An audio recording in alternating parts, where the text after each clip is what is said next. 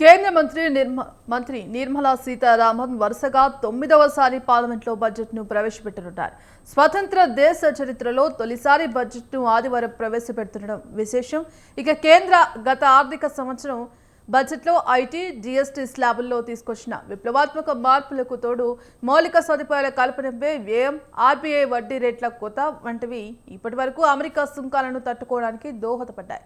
అయితే ఇప్పుడు ఆర్థిక వృద్ధి వేగాన్ని కొనసాగించడానికి కేంద్రం సరికొత్త చర్యలు తీసుకోవాల్సి ఉంది.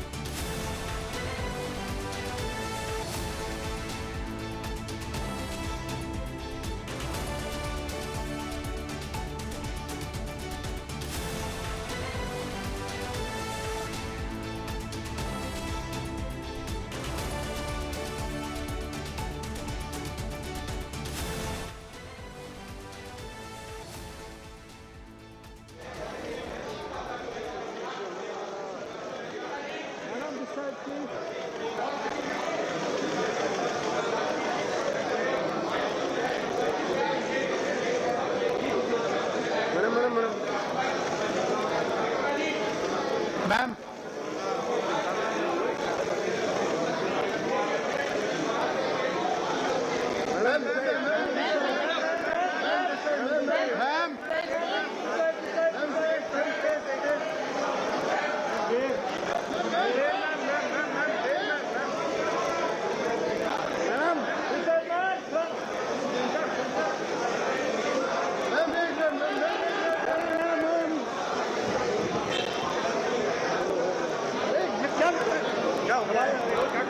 मैडम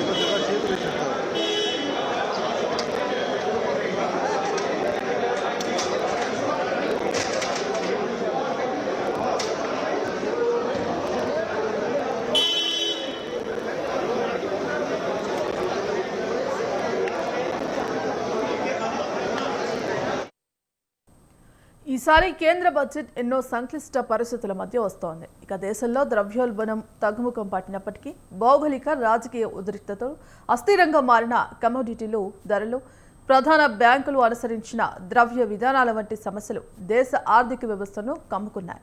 దేశీయంగా ఆర్థిక లోటును తగ్గించుకుంటూనే వినియోగాన్ని పెంచడం, ఉద్యోగ కల్పనను వేగవంతం చేయడం, మూలధన వ్యయాన్ని పెంచాలన్న ఒత్తిళ్లను కేంద్ర ప్రభుత్వం ఎదుర్కొంటోంది.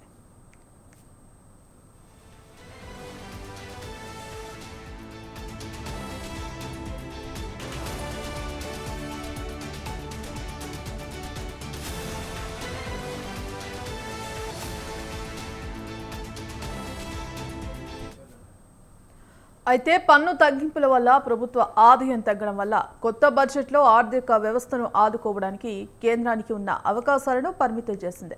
ముఖ్యంగా ప్రపంచ ఆర్థిక వ్యవస్థలో అనిశ్చిత పరిస్థితులు నెలకొన్న నేపథ్యంలో సరికొత్త ఆర్థిక వృద్ధి చోదకాన్ని కనుగొనడం నిర్మలా సీతారామన్కు ప్రస్తుతం అతిపెద్ద సవాల్గా కానుంది. అమెరికాతో వాణిజ్య చర్చలపై అనిశ్చితి కారణంగా విదేశీ పెట్టుబడిదారులు భారత ఈక్విటీలను విక్రయిస్తుండడం, రూపాయి విలువ రికార్డు స్థాయికి పడిపోవడంతో పెట్టుబడిదారుల విశ్వాసాన్ని పునరుద్ధరించడం కూడా కేంద్ర మంత్రి ముందున్న మరో కష్టతరమైన లక్ష్యమని ఆర్థికవేత్తలు అభిప్రాయపడుతున్నారు.